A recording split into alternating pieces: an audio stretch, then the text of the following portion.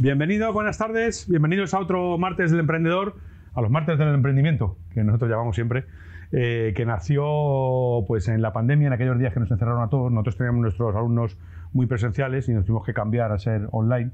Y de repente se nos ocurrió que para esos alumnos que de repente los hemos tenido que mandar a su casa para entendernos, pues hacer esto de los martes de los martes del emprendedor. Nació en aquellos momentos cuando estábamos todos encerrados en casa y ahí no hacíamos otra cosa que ver vídeos, y luego ya nos gustó y ya nos hemos quedado. Así que esta es una martes del emprendimiento. Bienvenidos a la gente que nos escucha en nuestras sedes en Madrid, en Barcelona, en Málaga y en Zaragoza, en nuestra sede en la Universidad de San Colbe, en Miami, en Florida, y también a la gente de las universidades Sergio Arboleda, EAN y la Universidad Javeriana en Bogotá, en Colombia, que tuvimos el otro día, ayer tuvimos unos alumnos del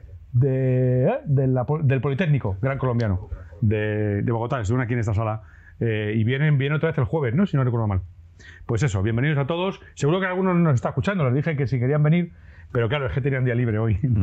Están formándose aquí, se forman para emprendimiento, y tenían clase el lunes, el jueves y el viernes. Y yo intenté a ver si podían venir hoy para vernos, pero tenían día libre y entonces no sabemos qué estaban haciendo. Disfrutando el día libre y disfrutando Madrid.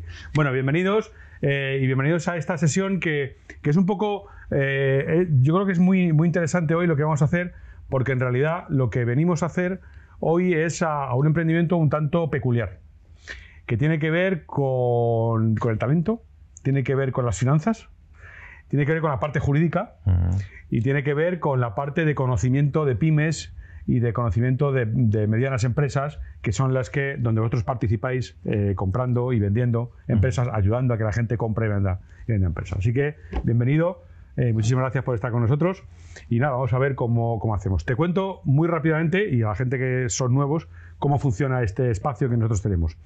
Básicamente lo que hacemos es, recordando aquellos días que nos encerraron, dejamos que el emprendedor nos cuente cómo es su proyecto, lo que está haciendo, su proyecto, y luego hacemos unas preguntas en relación con el proyecto en cuestión, cómo va, hacia dónde vamos, cómo facturamos, qué tipo de problemas tenemos, y luego sí nos interesa una parte muy importante, que nosotros le damos mucha importancia, porque nosotros decimos que detrás de cada emprendedor, detrás de cada proyecto, hay siempre un emprendedor.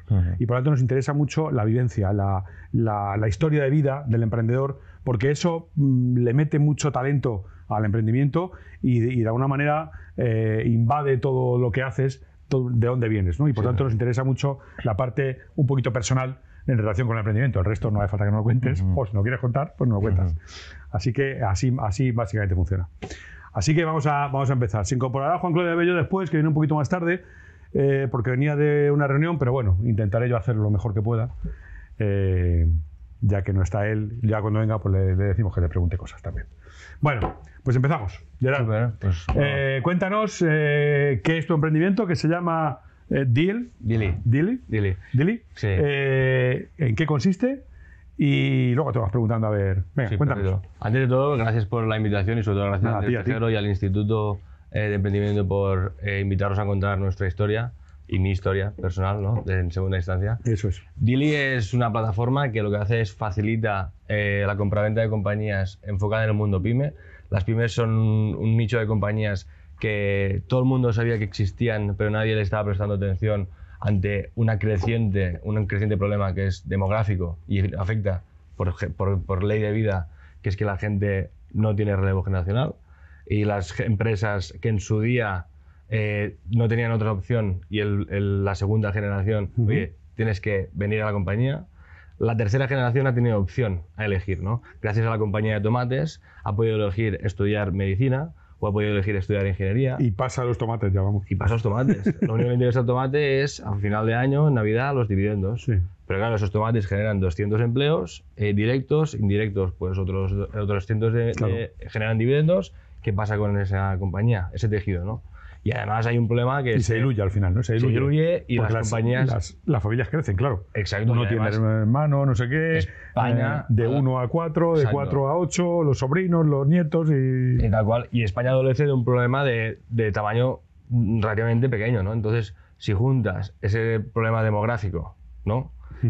Falta de relevo generacional, poco tamaño empresarial y mucho capital disponible, claro, pues es como... Y si le metes, ¿no?, que el gran porcentaje de empresas de este país son pymes, exacto, pues tienes la fórmula perfecta. Entonces nacimos después Venga. del COVID. Con el COVID yo venía de Estados Unidos, de trabajar en Estados Unidos, y en vez de tirarme para atrás con la incertidumbre del COVID, me tiré hacia adelante y emprendí con la idea de dar visibilidad al este tejido productivo, ayudándoles a conectar fácilmente con tecnología con inversores, que a su vez estaban en su casa, como vosotros, intentando llegar a compañías, de cómo conozco, cómo las descubro. Claro.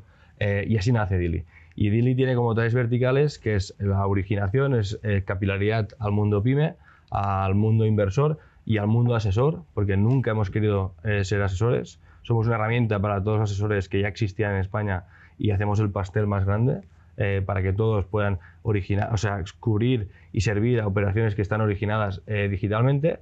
La segunda parte sería la ejecución, donde hay una especie de CRM para poder controlar las operaciones que pasan. Y la tercera vertical son los datos. España es el mejor país del mundo, os diría, en transparencia financiera. Joder. Es el ¿Quién lo país diría? que tiene más calidad de información financiera pública de las compañías. En Estados Unidos no hay obligatoriedad de publicar las cuentas, por tanto es imposible saber cuántas empresas existen en el estado de Nueva York. Por eso, cuando las empresas salen a bolsa, el documento este S1 de la SEC suscita tanto interés, porque es como, vale, y esta compañía, ¿cuánto factura, no? Claro. Por eso el fiasco de WeWork viene de ahí. Publican el S1 Y de repente, dicen, hostia, ahí estos números, esto no, el Community Adjusted EBITDA famoso, esto no estaba esperado, esto no lo esperaba. y viene el declive, ¿no?, de WeWork. En Japón, que es el otro lado del mundo, no ha habido M&A. Es un sacrilegio culturalmente vender tu compañía. Igual que era un sacrilegio cambiar de compañía, donde te gradúas y empiezas a trabajar en Toyota y terminas de trabajar en Toyota. Pero las nuevas generaciones, cambio demográfico, ya no. Empiezo a trabajar en Toyota y ahora viene una startup de vehículos eléctricos y me muevo, y me muevo, y me muevo. Y es un cambio cultural que viene con las generaciones. ¿Qué ha pasado? Que el negocio de M&A en Japón no ha proliferado. Y ahora las compañías originan digitalmente y tienen ejércitos de personas que se van a cerrar las operaciones en cada pueblo de Japón. Por eso nace Dili. Y nace Dili, este es nuestro cuarto año natural. Ahora mismo estamos sirviendo casi a 20.000 usuarios, entre inversores, empresas y asesores. Se interesan al mes unas 1.000 empresas, la mayoría, 8 o 9 de cada 10 es por falta de relevo generacional. Que nos dicen a ayudarnos, darnos capilaridad al acceso inversor, y el inversor nos dice darnos capilaridad al mundo pyme, ¿no? Y el asesor dice, déjanos ayudarnos, ¿no? Porque además en España hay pues más o menos entre 10 12.000 intermediarios, desde gestorías, despachos de abogados, asesores financieros, bancos, boutiques, que están cubriendo esto.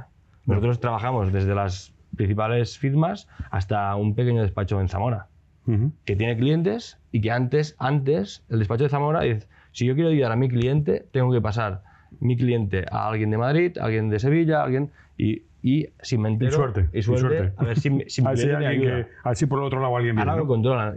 Ahora estoy explicando mucho, es como tener todas las principales calles comerciales del mundo en un solo sitio para publicar tu empresa. O sea, quiero decir, lo que haces es tener una plataforma que une a toda esta gente, que unos buscan vendedor, otros buscan comprador y otros buscan asesorar en ese proceso. En primera instancia es eso. Y luego pues hay compañías de todo tipo. Hay veces que hay polos de actividad donde pues al inicio pues más temas de agricultura, luego vino software, ahora han venido mucho tema de plásticos, metales, ahora vuelven temas de agricultura, zanahorias, ensaladas, cerdos. Pero la gente, quiero decir, la gente se mete en Dili, y consigue y de repente dice, aquí ofrezco mi empresa para que alguien la compre, o soy un comprador y quiero buscar qué tipo de... Tú tienes que ponerte en situación... O sea, una especie de marketplace de empresas. Sí. Ponte en situación de un empresario de 70 años que ve la situación... Que los hijos ya se dedican a otra cosa, vamos. Y en casa, ¿qué hago? ¿Que la doy? Pero ofrécela a alguien, al competidor. No, al competidor no. Oye, papá o mamá, ¿has buscado en internet? Ah, pues no. Pues entra, nos encuentra y ahí empieza el proceso. Ya. Y esas son las 1.000 empresas que entran al mes. Oye, Gerard, déjame que te pregunte una cosa. Y ¿Cómo cobras tú? ¿Cómo cobras? Nosotros, Como cobradil. digamos, vamos a éxito. Lo ¿Vais a único éxito? Sí, que es decir, al inicio. ¿ponéis en contacto? Nosotros cobramos una suscripción que es como una Una producción. suscripción, vale, que es como una especie de. Sí, una suscripción para presentar, digamos. Eso es. O para ser Suscripción de los presentado usuarios, como eso es. comprador. Y luego, si se cierra la operación, lo descontamos. Por tanto, eventualmente, nosotros claro. somos pro operación, pro deal. Y lo que queremos es ponerte en conocimiento del mayor número de personas. Pero entonces vosotros. Lo había entendido, cuando lo contaste, lo había entendido de otra forma. Pensaba que dirigíais el proceso de compra No, somos y venta, sino únicamente facilitáis. Y no. Es decir, no intermediáis entre ellos. No, pero sí que sabemos quiénes son los mejores abogados, los mejores asesores financieros. Sabemos Que son los que están en deal, claro. Hay compradores que nos dicen, oye, yo tengo muchos contactos en Suiza, pero no tengo contactos en España. ¿Me puedes buscar coinversores? Claro, tenemos un pool de 7.000, 8.000 inversores que están deseando coinvertir. O, oye, no tengo contactos con los bancos. Tenemos todos los contactos con los interlocutores del banco que te financia la operación. Somos... Ya. O sea, que sí que de alguna forma hacéis más que la mera plataforma. Sí, pero no asesoramos, somos facilitadores. Y volviendo a lo de los datos, que me había olvidado, lo de la calidad de información financiera en España. Eso me interesa mucho, ¿no sabía? En España, o sea, todo es súper confidencial, etcétera, pero ¿sabéis que a los 3-4 meses de ir al notario, una compraventa está elevada a público? Lo único que es, tienes que saber leer el BORME. Sí, bueno. Y saber leer el BORME y cruzarlo para ver la empresa tal SL ha comprado tal SL, cuánto factura cada una, en qué sector está cada una, que son los CNAEs. En última instancia, un CNAE tiene ligado los NICs, que son los códigos internacionales mucho más específicos. Por tanto, nosotros tenemos mapeado desde el año 2000 todas las operaciones de compra-venta que ha habido en España. ¿Que se han hecho en España? Sí. Y se hablan de 2.000, 3.000 operaciones publicadas, reportadas, pero estas son las que reportan los asesores. Pero hay unas, a los últimos 5 años, hay unas 7.000 que no se han reportado. Por tanto, España están transaccionando 10.000 empresas anualmente. Y esto es un mercado creciente porque de aquí al 2030 toda la generación del baby boom va a tener edad de jubilarse. ¿Y qué pasa con esas compañías? Es mercado creciente. O mueres o vendes. Y para mí, o sea, poderlo hacer en España No. es lo mejor del mundo. ¿Qué me ha pasado? Porque es el mejor país de calidad de información financiera. Ya. Porque... Por eso emprender, ¿no? Y también lo de los martes de emprendimiento y hacerlo aquí. Vale, entonces, en realidad tenemos una empresa tecnológica. Sí, o sea, que yo, un sector súper tradicional. Fíjate, yo cuando vi esto dije, vale, esto es una consultora. No. Y en realidad no es una consultora. No. Me está encantando porque es una tecnología. El único que ha hecho M&A de casi 40 personas que somos el equipo soy yo. El único. Sí, porque o sea, las tripas las tienes que saber, porque de alguna forma tienes que conectar varias cosas a la vez y saber qué actores intervienen en todo eso para poder tenerlos y incorporarlos. ¿Qué hay que hacer para estar en tu plataforma? ¿Cuánto hay que pagar? Pues las empresas pagan... Y por tanto, ¿cuánto ganas? 1.000 euros al mes durante 5 o 6 meses. ¿Sí? Y los inversores y asesores pagan 250 al mes. Vale. Y luego pagan una comisión a éxito, que lo que decía se descuenta, ¿no? Bueno, sí, eso es. 2,5 y el 1%. O sea, 1% de la facturación del importe de la compraventa, ¿vale? Sí. En el caso de los asesores, un 1% de sus honorarios. Sí. No, el 15% de los honorarios. 15% de honorarios, Sí. Vale. Entonces, ahora mismo, para haceros el número rápido, digamos, este es nuestro 4.º año de operación, año natural. El primer año, que te contaba antes, ¿no? Nosotros, al símil de una fábrica, buscamos un solar. Aplanamos el terreno. Construimos la nave. Pusimos las mejores máquinas. Y mientras pusimos las mejores máquinas, teníamos cola de gente que quería poner sus productos, ¿no? La materia prima en nuestra lineal y cola al final de, oye, danos el producto. Y nosotros era, vale, pues espérate, que tenemos que construir la máquina, ¿no? Y la fábrica. Ahora tenemos la fábrica hecha. Entonces, el primer año, o sea, hemos pasado del primer año, hicimos 150.000 euros de facturación y perdimos, EBITDA negativo de menos 600.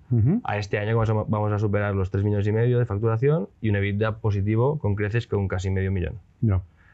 Habiendo facilitado más de 100 y pico operaciones de todo tipo, con todo tipo de compradores. O sea, nosotros los compradores son los más activos últimamente, son industriales, o sea, empresas. O sea, al final, al inicio me decían, no, esto es una industria que siempre ha funcionado por teléfono y por email y nunca va a funcionar. Y yo le dije, yo no te estoy diciendo que sea fácil. Te estoy diciendo que justo porque siempre ha funcionado igual, hay una oportunidad para hacerlo diferente. Es lo único que les decía, lo único, ¿no? Entonces, pero hay muchos Claro. nos, cuando emprendes hay muchos Sí, nos. bueno, Gente siempre. que te dice, no, ya lo he Cuidado. intentado. Esa idea la he tenido yo también. Pues, Claro. pues porque no está, ¿no? Porque las ideas, si no las ejecutas, son Mueren, gratis. sí, sí. Y esto lo contaba por los números, ¿no? Se me ha ido el hilo ahora. No, lo contabas, yo creo que tenía que ver con el número de empresas que facilitadas. están esperando. Sí. No, ya está. Los números de compradores, claro. Los más activos son los industriales, porque en industriales hay 3 millones de empresas en España. Todos son 3 millones de potenciales compradores. Claro. No todas, porque hay empresas con falta de relevo, ¿no? Luego están los segundos más activos, Family Office. Gente que ha vendido sus compañías y han hecho su patrimonio. Entonces dicen, oye, yo estoy ya invertido en fondos de private equity que me cobran por gestionar mi dinero, pero yo quiero tener una pata en el mundo, en el tejido productivo. Pues me monto un equipo pequeño que me ayude a crear un portfolio de compañías. Igual que invierto en el IBEX, pues invierto en empresas que me lo paso mejor, voy a los consejos, voy a las reuniones y tengo actividad. El tercer más activo es los private equities. Al inicio el private equity es, sí. no, nosotros estamos solo concentrados en empresas de cierto tamaño. Ahora con lo que ha pasado en el mundo del fundraising, se ha parado. El private equity tradicional tiene aún capital disponible y el LP que le dice, o sea, el LP es el inversor del private equity, dice, oye, antes de pedirme más dinero para el fondo 9, fondo 10, gástatelo, inviértelo y genera valor en tus participadas. ¿Cómo generas valor? Dos maneras, orgánicamente e inorgánicamente. A mí me han presentado a veces business plans, los private equities, de mira, hemos comprado esta compañía que hace 70 millones de facturación, 10 de EBITDA. En 3 años tenemos que estar en el 120 de facturación y 80 de EBITDA. Orgánicamente voy a llegar como mucho a 85 o a 90. Claro. Pues tienes que pensar un proyecto de crecimiento inorgánico que le dé sentido a eso. No solo es comprar empresas del mismo sector, es yo tengo una empresa de patatas, pues ¿por qué no puedo comprar la empresa que hace las bolsas? Que es una pyme, y la junto. O tengo una empresa industrial. Sí, al final surgen posibilidades, ¿no? Por ejemplo, hay constructoras muy grandes que dicen, tengo tanta demanda de proyectos. Van viniendo amigos, ¿eh? Van viniendo amigos. Sí. Tengo tanta demanda de proyectos que lo que busco es adquirir un equipo para que me cubra eso. Si mientras compro una compañía que es rentable, pues mejor, ¿no? Y eso es el crecimiento. Es el tercer tipo de inversor. El cuarto tipo son los hedge funds. El hedge fund es un vehículo que nació en Stanford y en Estados Unidos que busca emprender a través de adquirir una compañía. Nació en España el 17, pues Mar Bartomeus, Nuño Arroyo, hicieron las primeras compras, pero ahora esto está saturado, el modelo tradicional está saturado. Ahora hay otro tipo de hedge fund, pero también es un comprador. Y luego están los quintos, que son los individuales, que no es gente cualquiera de a pie, sino suelen ser directivos, por ejemplo, CEOs de multinacionales en otros países del mundo, que oye, yo me vuelvo a mi León natal. ¿Y qué hago? O sea, tengo ahorros, tengo amigos que me invierten porque han confiado en mi gestión, pues monto una estructura para poder comprar. Y así han comprado empresas de transporte, de un e-commerce de moda, pues están mirando varias. Gerard, déjame que me ha llamado la atención especialmente una cosa que has comentado ahora, pero que la hemos hablado antes. Y es que, claro, es difícil encontrar para muy pequeñas empresas o para, si me apuras, comercios, o sea, empresas casi de autoempleo, es muy difícil encontrar. Vosotros le dais esas no, autoempleo no. Esa es demasiado pequeña. Vale. Dame el tramo de... Nosotros a partir de 500.000 euros ¿Qué puede entrar aquí en el...? A partir de 500.000 euros de facturación. Con un margen de un 10%, o sea, que no sea autoempleo. Claro, y de esas empresas, a partir de 500.000 hasta un cierto momento, que no son auditadas, ¿vale? ¿Qué fiabilidad hay entre los compradores de fiarse de que efectivamente esa empresa no tiene problemas, sus cuentas están perfectamente, no están auditadas, por tanto... La contabilidad es muy, muy imaginativa a veces, ¿eh? Como tú sabes. Pero ¿existe fiabilidad? O sea, déjame que te haga la pregunta un poco mejor. Igual que has dicho que España es un país que financieramente es muy transparente, ¿son transparentes las pymes de esa horquilla de facturación? Sí y no. O sea, son igual de transparentes que lo que puede tener un banco. Banco, tienes que presentarle los modelos de IVA, IRPFs, el IS, etc. Sí, te cuento yo cómo se hace eso. Que eso no es transparente porque a veces le puedes meter gastos personales, la Claro, bici, esa la pasa. casa de no sé dónde. Claro. Sí, pero el inversor que está mirando este segmento ya lo sabe. Entonces, me tengo que guiar de la base que es lo oficial. Son lo que se presentan Las cuentas anuales. Las cuentas anuales y los modelos trimestrales. Ujú, bien. Para que también los actualizados. Sí, sí, claro. Entonces, nosotros con un NIF ya estamos conectados al registro y tenemos tienes las cuentas verificamos un registro. Sí, pero las cuentas anuales que efectivamente se depositan, pero que son, todos sabemos, muy imaginativas, no tienen por qué decir la verdad. Sí, pero bueno, es imaginativa, pero el banco es lo que utiliza para poder darte la hipoteca. O para Bueno, sí, lo darte- más que esas empresas tampoco están muy apalancadas, ¿no? Con lo cual tampoco No. tienen una necesidad de esa- estudio financiero esa es la muy otra- importante, ¿no? Esa es la otra oportunidad Claro, que existe que actualmente. están poco apalancadas. Todas las empresas No. que ahora mismo hay en España han pasado la crisis y han huido de la deuda. Sin embargo, todos los compradores que son más o menos jóvenes ahora son muy financieros. Ya. Saben trabajar con la deuda. Entonces, se juntan, o pues una cosa, pues se puede hacer, hay mucha oportunidad O sea, de juntar los dos mundos.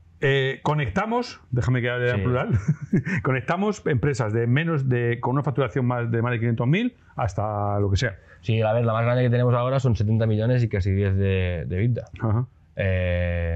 Pero bueno, el rango, la mediana serían 7, 8 millones de facturación hasta 12. Ajá. Y a nivel de valor, ahora mismo nuestro deal medio son 5 o 6 millones de Enterprise Value. Ya, venga. Entonces ahora vamos a hablar sobre el emprendimiento concreto. Déjame que profundicemos un poquito más en cómo va esta aventura.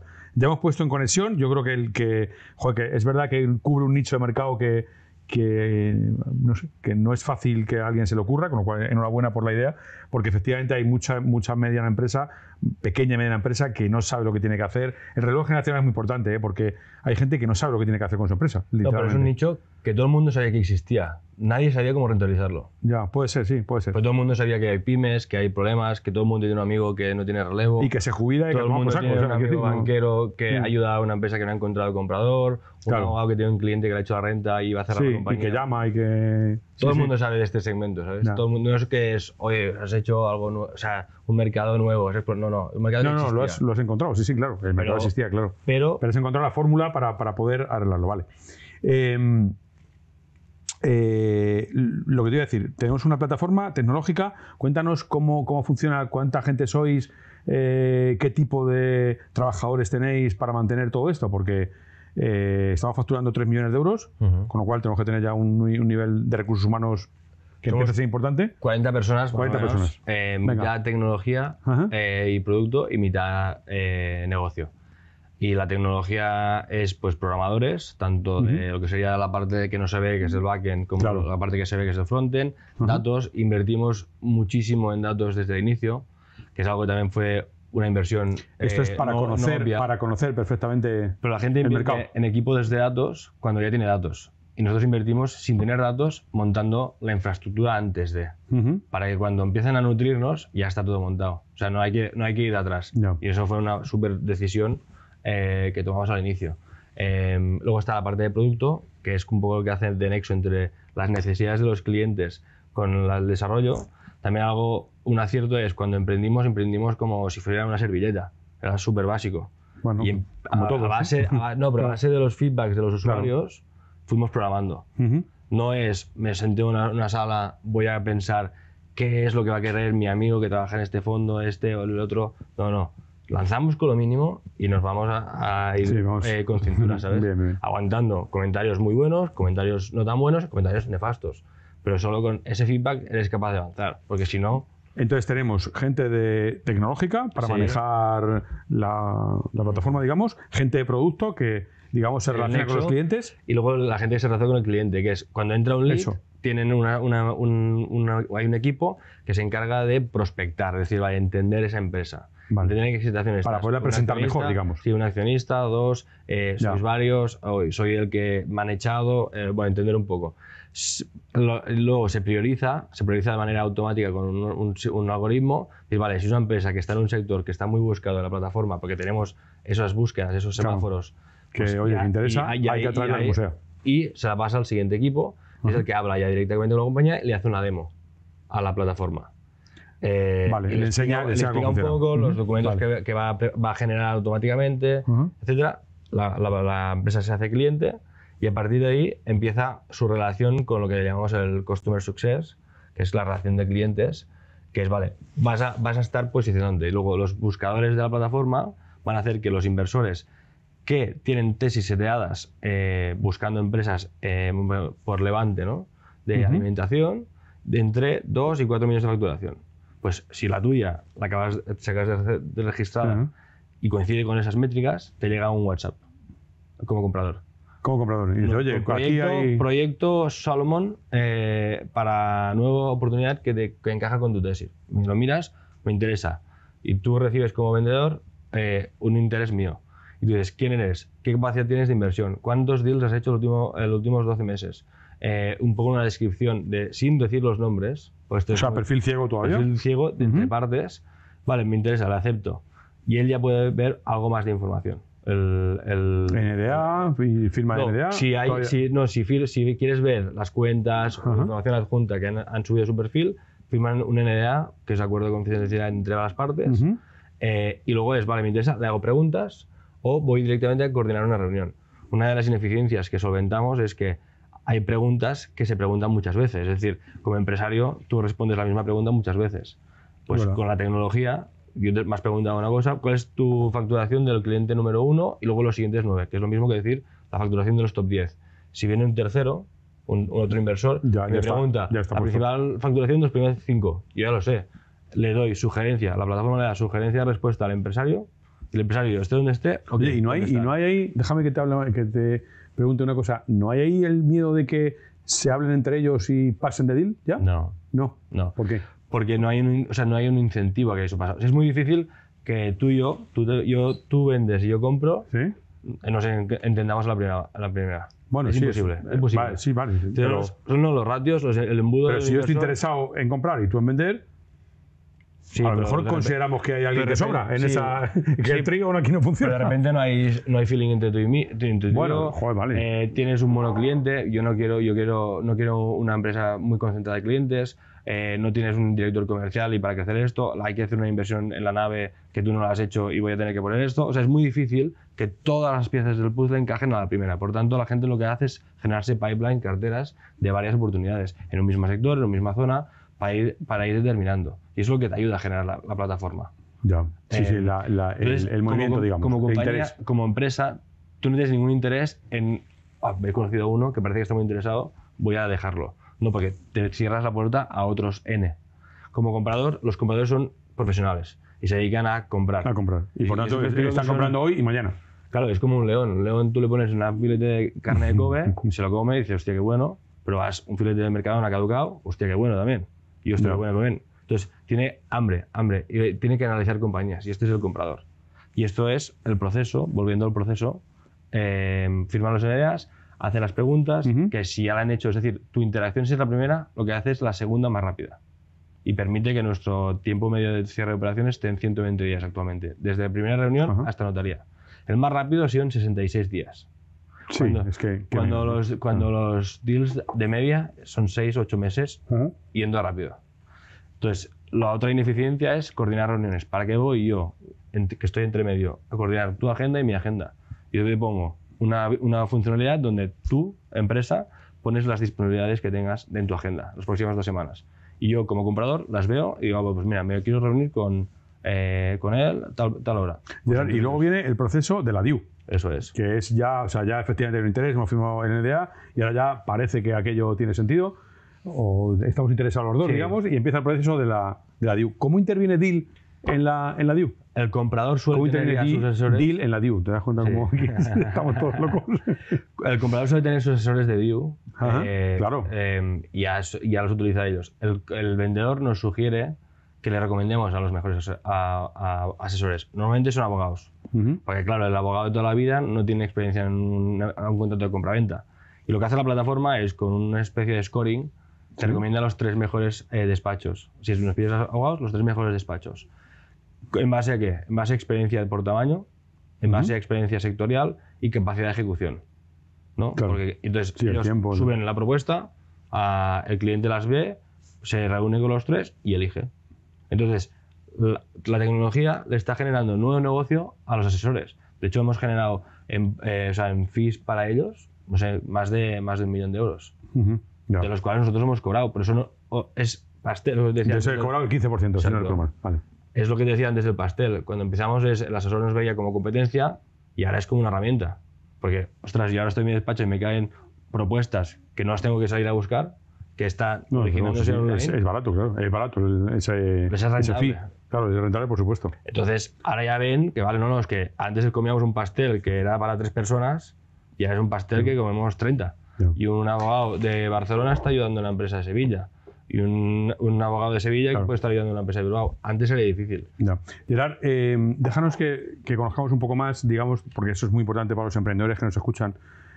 ¿Cómo tenéis habéis dicho que son 40 personas? ¿Eres el único socio o hay más socios? No. Cuéntanos tus relaciones con los socios, que es una cosa que a la gente le interesa mucho porque a veces se regula muy poco entre ellos, se habla poco entre los socios, nos ponemos a trabajar y de repente nos damos cuenta que aquello no lo hemos hecho bien. ¿Cómo lo tienes hecho eso? ¿Cuántos sois y cómo lo tenéis? Fundamos Dili, Aquello. yo tenía 26 años. Ujú. ¿Vale? Yo puedo tener mucha energía, experiencia, etcétera, pero me falta mucha experiencia y mucha calle. Lo primero que hicimos fue constituir un consejo de administración Ajá. que nos daba apoyo y nos ayudaba a relativizar. Aquí, de hecho, había una persona presente que nos ha ayudado muchísimo, que es accionista.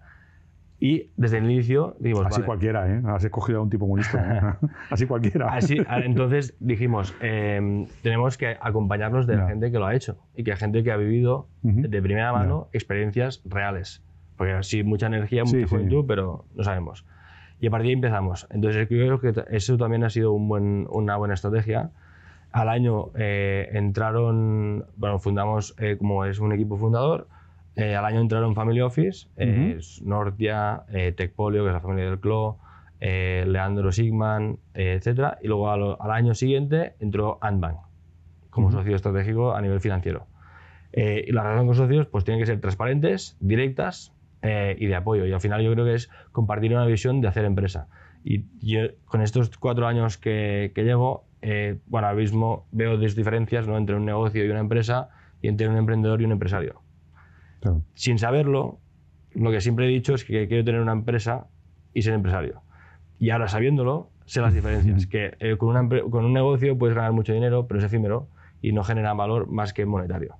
La empresa genera valor a los accionistas, al equipo, porque el equipo empieza con prácticas y termina con una trayectoria enorme, y genera valor a los clientes porque está solventando una necesidad real, genera valor al proveedor porque está trabajando contigo y se puede beneficiar, y genera valor a la ciudad donde estás o las ciudades donde implicas. O sea, nosotros hemos ido Sí, por porque toda España. claro, hay transacciones. Paréntesis, yo cuando era 2020 y nadie viajaba, yo os explico siempre que yo viajaba por España. Me pinté en un DIN A3 el mapa de España por provincias, a mano todas las organizaciones empresariales que existían, Claro. y las llamaba a puerta fría.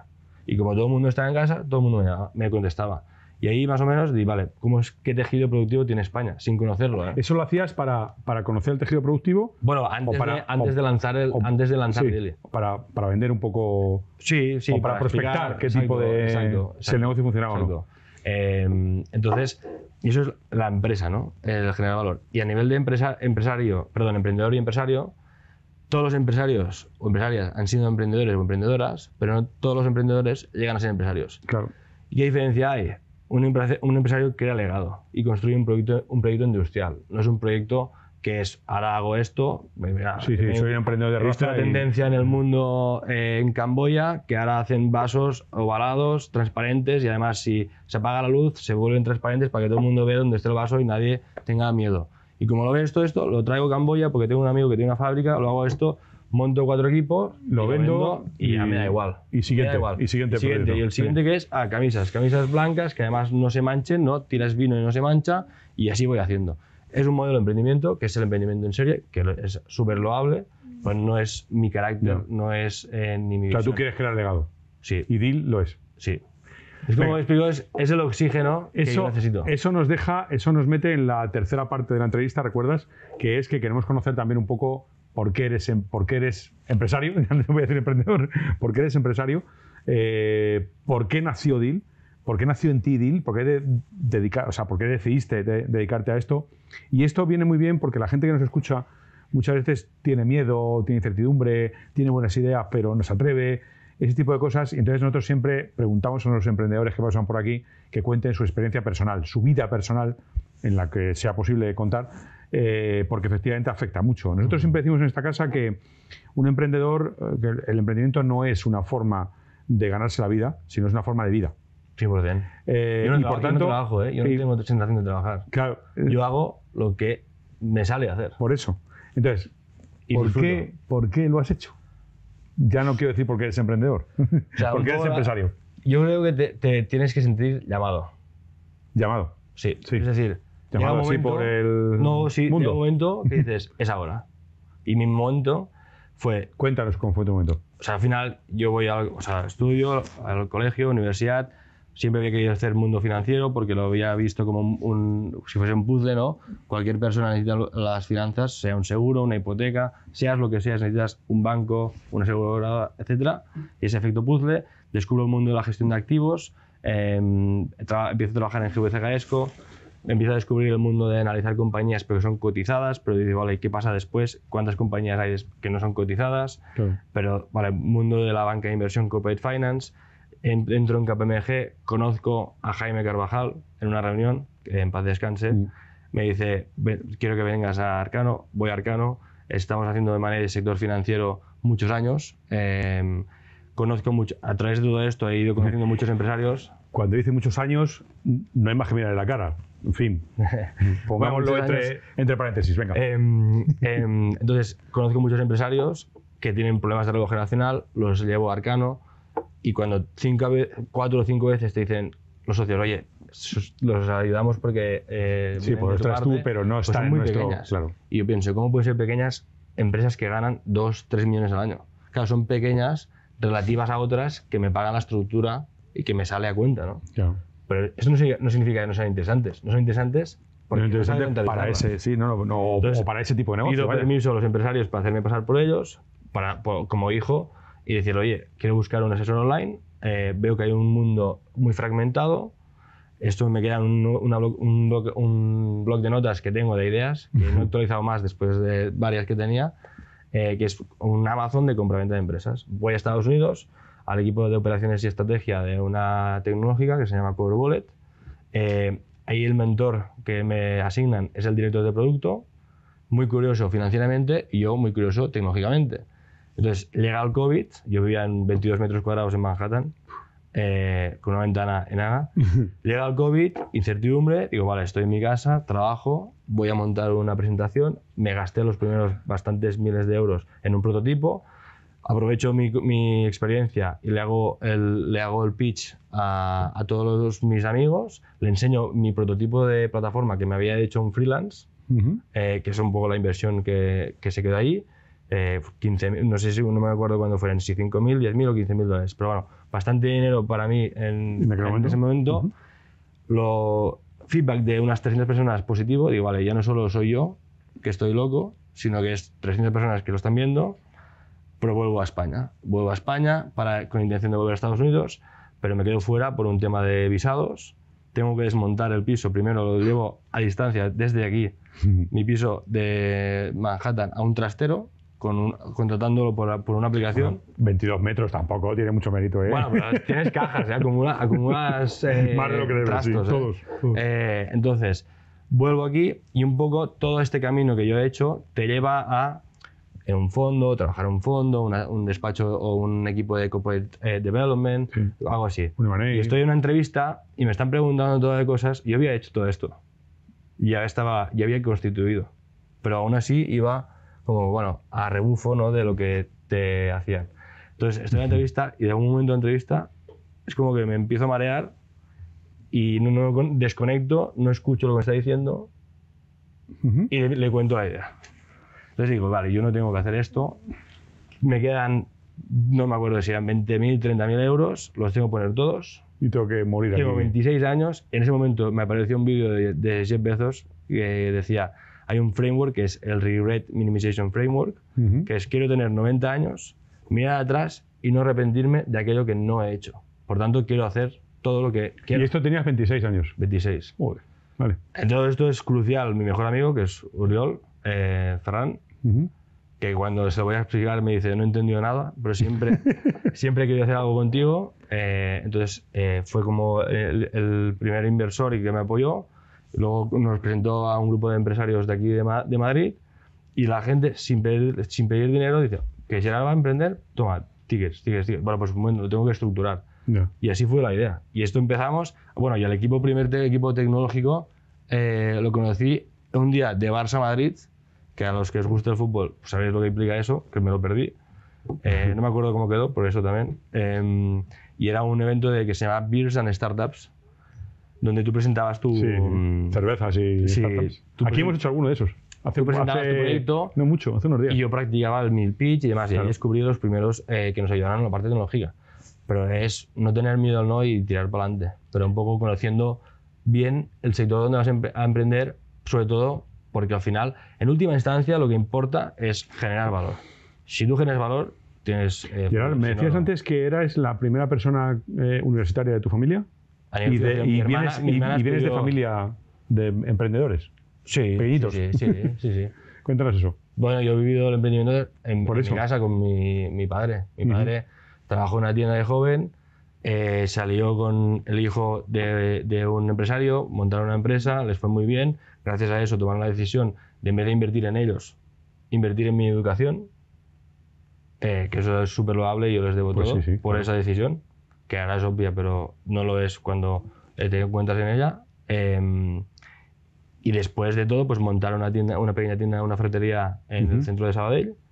Y yo he visto el emprendimiento en mi casa. Yo he hecho inventario un domingo de tornillos. Claro. Yo he salido de fiesta con mis amigos el viernes y mi padre a las 7 del sábado, oye, si has salido ayer... ¿Quién sale de fiesta? ¿Cómo es eso? ¿Quién sale de fiesta? ¿Quién vale para la fiesta o algo así? Exacto. Me decían a mí también eso. Los valores, porque al final esto da igual las situaciones. Lo que te inculcan son los valores. No. El perseverar, el ser humilde, el tratar a todo el mundo igual. Y eso es lo que creo que, bueno, leyendo siempre un poco ahora con lo que veo, lo que marca un poco más las diferencias. Venga, estos encuentros suelen durar aproximadamente 50 a una hora, porque la gente, hemos comprobado, llevamos muchos ya, que la gente desconecta a partir de los 45 minutos, se empieza a mover, a buscar algo para comer en casa, la gente que lo ve desde su casa, etcétera, ¿no? Entonces tenemos que ir acabando, aunque estamos aprendiendo mucho hoy. Siempre acabamos con 3, antes eran 2, pero ahora son 3. Poco a poco vamos metiendo nuevas cosas. Las 2 primeras tienen que ver con la gente que nos escucha.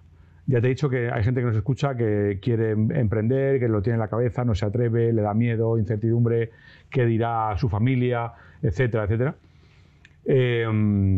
Y por tanto, esa gente necesita un consejo de un emprendedor que lo ha hecho, que lo está haciendo. De un emprendedor, ahora ya no sé cómo llamarte, déjame llamarme emprendedor, que es como más romántico. Evolucionando. Bueno, un consejo para esa gente que no se atreve todavía porque tiene miedo a la incertidumbre, tiene miedo a su responsabilidad familiar quizá, y le da miedo dar el salto. Un consejo.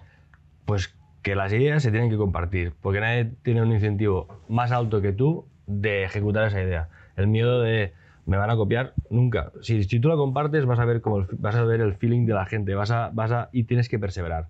Porque te vas a encontrar con muchos no, esto no te va a funcionar, no te va a funcionar. Ya. Si tú realmente crees en tu idea, como los caballos, hacia adelante. Y tienes que aceptar las críticas y saber adaptar la idea. O sea, tú nunca tienes la verdad absoluta, pero tienes una visión. Y mi visión ahora es la misma del inicio. Y aquí hay gente que lo puede comprobar. En el camino ha ido evolucionando, claro. Y vas añadiendo, ves cosas de valor, te conoces a gente que no conocías antes, gracias a haber emprendido. O sea, lo que está claro es que una vez das el salto, te cambias. Sí, eso es. Porque te expones, eso es verdad. Y te expones a lo bueno y a lo malo. Si sabes lidiar con lo malo, todo es positivo. Y si todo es positivo, todo es posible. ¿No? Por tanto, comparte tu idea y persevera con tu idea. Si tienes dudas, ya no lo hagas. Pero si no te tienes dudas, lánzate. Ya. O sea, hay una frase muy buena que es: tienes que construir un avión tirándote de un precipicio. O sea, saltas del precipicio, construyes el avión para alzar el vuelo. Ya. Y hay que hacerlo. Si no, siempre estás en el precipicio. Uy, esto está muy lejos. Está muy lejos. Gerard, otra pregunta que hacemos tiene que ver, nosotros pensamos que los emprendedores tienen que tener un cierto horizonte temporal. Porque el día a día, al final, a todos los emprendedores, a todos los empresarios, les come. O sea, es el día a día, hay que apagar un incendio, otro no sé qué, todos los que me escuchan saben lo que estoy diciendo. Y hay riesgo de que ese enfoque se desenfoque, o sea, nunca mejor dicho, ¿no? De que ese camino se desenfoque. Y nosotros siempre pensamos que un emprendedor tiene que tener un horizonte temporal y saber hacia dónde quiere ir y dónde quiere estar, tanto él como su proyecto, en los próximos 10 años. 100%. ¿Dónde quiere estar Gerard dentro de 10 años? ¿Y dónde quiere estar? ¿Y dónde crees que debe estar Dil dentro de 10 años? O sea, Dil, la primera pregunta es, ¿estarán juntos Gerard y Dil? Por mí sí. Vale. Venga, y una vez dicho eso, venga. Pues yo creo que ¿Dónde está cada uno? Dili quiero que sea el referente en mundo pyme a nivel de facilitar operaciones, ser pionero en traer productos que están solo expuestos a grandes operaciones a deals pequeños, a fomentar el crecimiento empresarial, que las pequeñas empresas españolas lleguen a ser medianas, que las medianas lleguen a ser grandes, en todo este proceso de ayuda. Esto por un lado. Siendo líderes en España, con quizá alguna presencia internacional y con todo el producto desarrollado, ¿no? Y eso es Dili. Vale. Y eso es, o sea, es muy amplio, ¿eh? Parece como muy rápido, pero es muy amplio. Ahí tienes trabajo. ¿Y Gerard dónde está? Pues ahí igual, o sea, al final es mi proyecto de vida y siempre lo he dicho, no me veo haciendo otra cosa, ni quiero hacer otra cosa. Soy consciente que tengo accionistas, pero por suerte compartimos visión y nadie no apretan. O sea, al compartir mi visión más de medio a largo plazo, no exigen cosas a corto plazo, ¿no? Que a veces es la dicotomía con las cotizadas, que miras cada trimestre, pero te pierdes un poco la vista. Y lo que tú decías del horizonte es clave para todo, porque si yo sé dónde quiero estar... hay una frase de cuando Matthew McConaughey le dan el Oscar, él dice 3 cosas, ¿no? Que es como a quién protejo, que es a mi familia, etcétera, who I look after to, who I look up to, que es como él dice Dios y su madre que falleció, etcétera, o su padre. Y la tercera es brutal, que es quién es tu héroe. Entonces se ve que a alguien le preguntaron a él cuando era pequeño y dice, oye, en 5 años dime quién es tu héroe. Y dice, hostia, es que no sé quién es. Y cuando me viene en 5 años dice, ¿quién es tu héroe, Matt? No lo sé. Porque mi héroe soy yo en 10 años. O sea, nunca lo consigues. Siempre estás persiguiendo a tu héroe.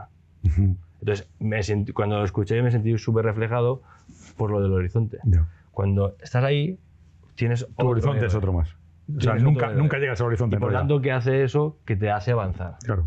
Entonces, tú tienes ese horizonte, vas construyendo tu camino hacia atrás y cuando has llegado dices, vale, otro más. Y así avanzas.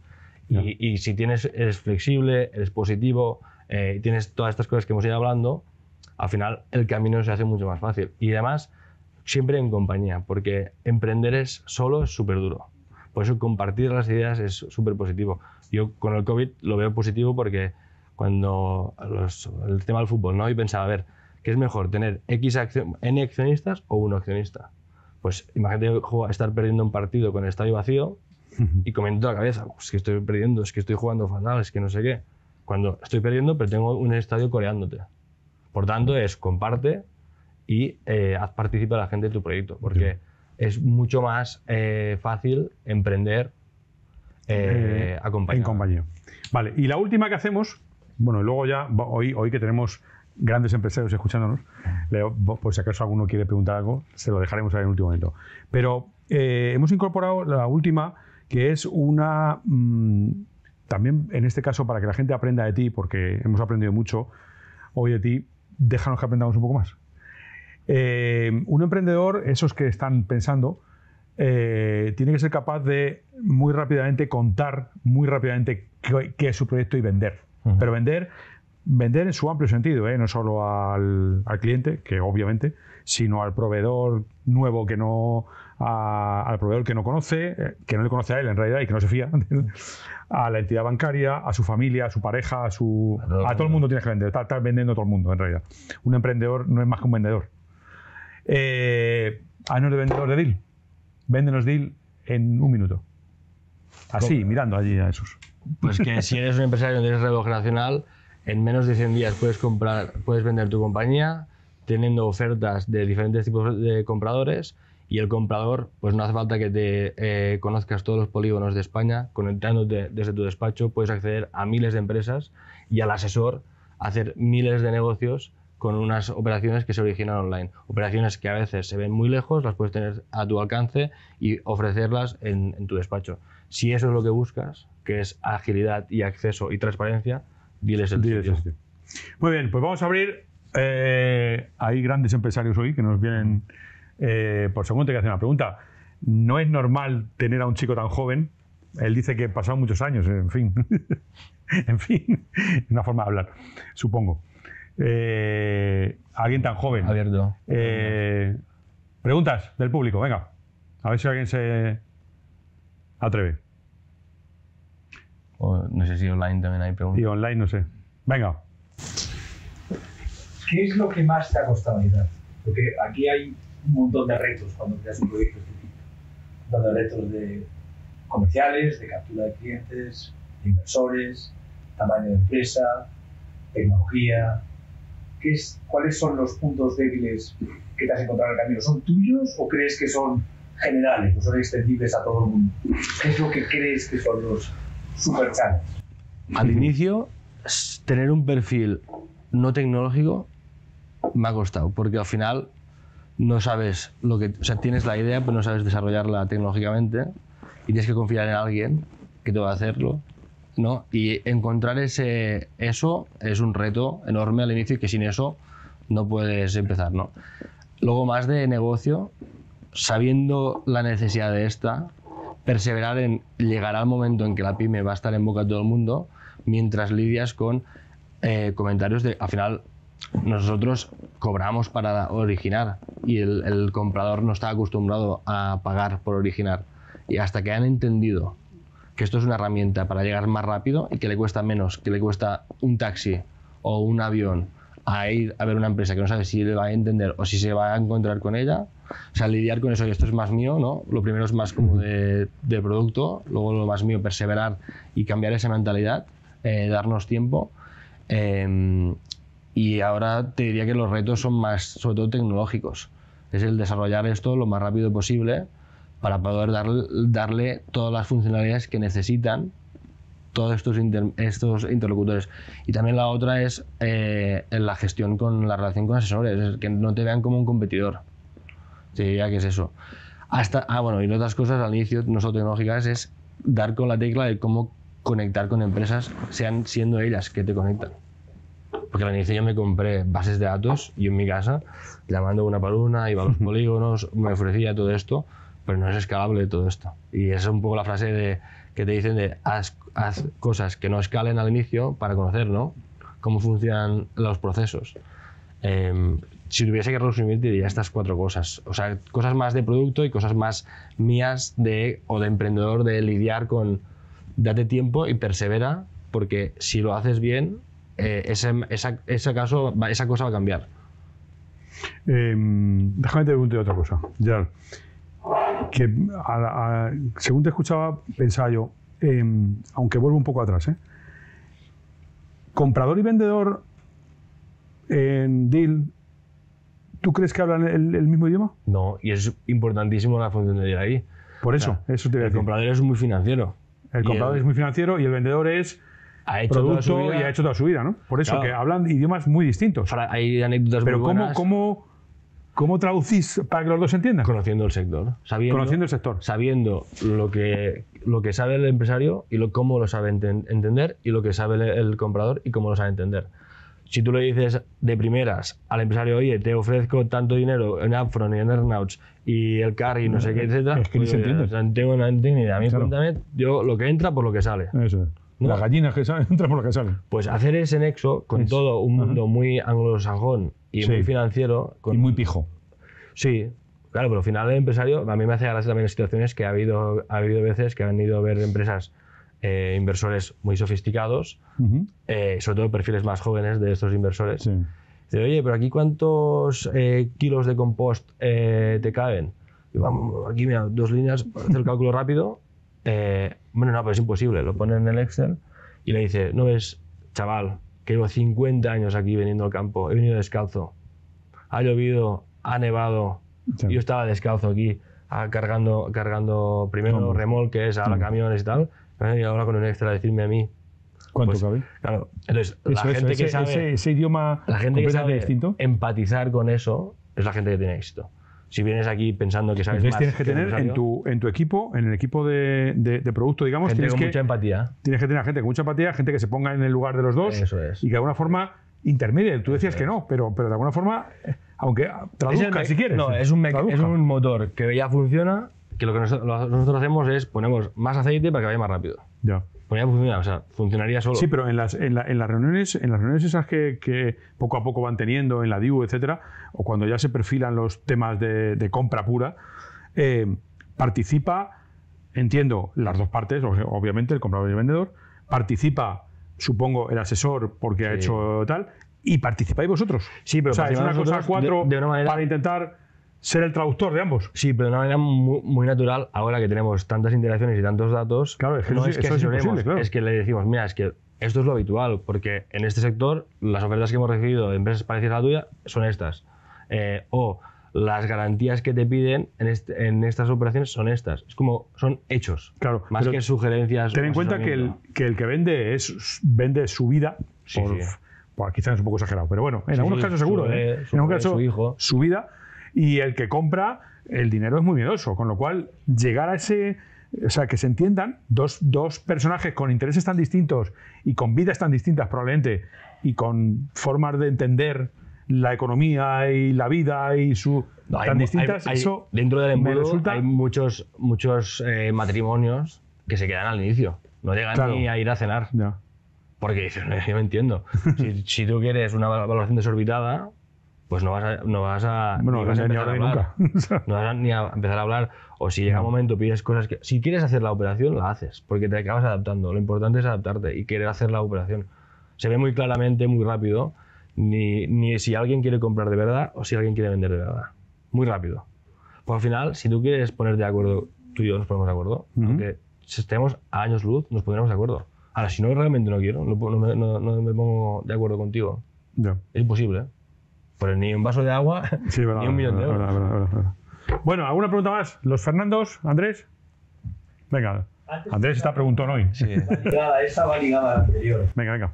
Porque generalmente cuando le preguntas a un empresario o un emprendedor cuáles han sido sus principales challenges, sus principales retos, sus principales dificultades, siempre te mencionan aquellas que no dependían de él.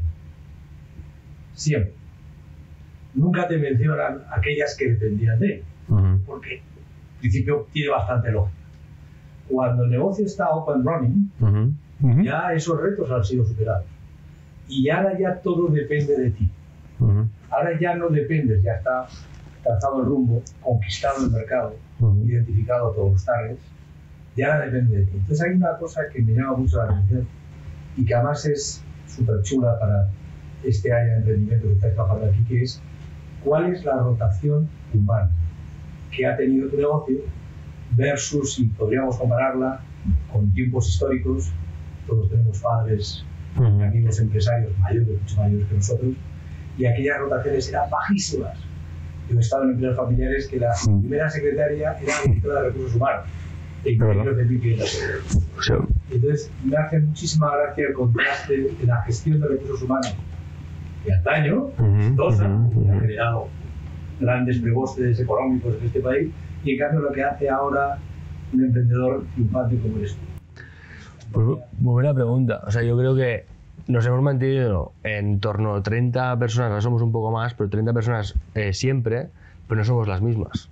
O sea, en 4 años quizá ha habido como 3 cambios de equipo, más o menos. En el camino de la primera añada, ¿no? De la primera fase, hay gente que ha evolucionado. Yo les explico a veces que es como Darwin, ¿no? Las especies que sobreviven son las que evolucionan. Y hay gente que en fases iniciales va muy bien, pero que luego no se adaptan cuando empiezan a poner reportings, controles, reuniones semanales, esos saltan de barco. Pero entran otros que así que sí que están. Y luego vienen, se ponen ahora ha habido como otro cambio de otros cambios de internos, que las cosas se ponen serias, ¿no?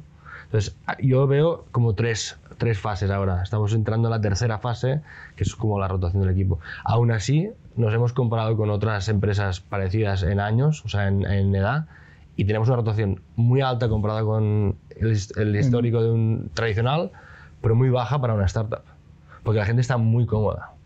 Tenemos muy PEREX, o sea, tenemos muy buenos PEREX y hay un orden que eso da estabilidad a la gente. Hay planes de carrera desde el primer año, y tú lo sabes. En el primer año, planes de carrera. Claro, entonces, yo he estado educado o formado en una escuela donde up or out. O promocionas o te invitan a salir. Sí. Entonces, eso obviamente es un extremo muy positivo, pero muy competitivo, pero al final la gente tiene que tener una previsión de cómo mejoro, cómo medro, ¿no? Entro en prácticas, si estoy aquí 6 meses, un año, pues cómo voy subiendo de categoría, y esto desde el inicio ha sido clave. Entonces, pues buena pregunta, o sea, me ha gustado la pregunta, ¿eh? Te diría que siendo mismas personas, en valor absoluto, pero ha habido cambios 3 veces y estamos ahora viviendo la tercera ola de cambios. O sea, la gestión de recursos humanos ha cambiado radicalmente. Lleva razón. O sea, es que todos conocemos empresarios que vamos, que su secretaria empezó con Sí, y sí, sigue sí. y sigue ahí. Sí. Con lo cual, en cambio ahora, bueno, yo creo que la rapidez. Nos preguntan online cómo haces el proceso de selección para el personal. Debe ser alguien Alguien quiere trabajar contigo. No, a ver, ahora mismo tenemos un proceso bastante profesionalizado. Al inicio era a través de headhunters y yo me reunía con todo el mundo, tomaba cafés, etc. Ahora hay las posiciones y luego hay las personas de recursos humanos que también hacen headhunting, proactivamente están buscando personas que potencialmente no tenemos necesidades o tendremos necesidades de corto plazo. Hay las posiciones abiertas online y en la página web de Careers. Hay un proceso normal, primero la reunión con recursos humanos, segunda reunión con el equipo y tercera reunión con la parte que toma la decisión o el director o el encargado, si podemos decirlo de una manera. Y hay una última fase que es importantísima, que es dinámicas, pero dinámicas no de oficina, sino ven a un día a tomar algo con nosotros, porque si no, o sea, hay que conocer a la persona de verdad. En Estados Unidos había un proceso de selección que me encantó, que es altos ejecutivos que mandan al empresario a los headquarters, bueno, al candidato, perdón, a los headquarters, y le viene a buscar un coche. Y al final les lleva a la oficina y todo esto. Entonces hay candidatos que no pasan la prueba porque tratan mal al conductor, y el conductor forma parte del proceso. Entonces, ver a la gente cómo reacciona con una persona de un camarero, una camarera, o cómo se reacciona con otras personas de otros equipos diferentes, si un negocio, si menosprecia o no menosprecia a alguien de la parte de tecnología o alguien que sea de recursos humanos, etcétera, es muy importante.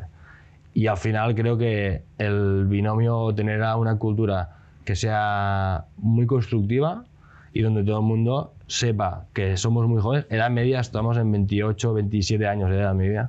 Entonces también es muy importante tener madurez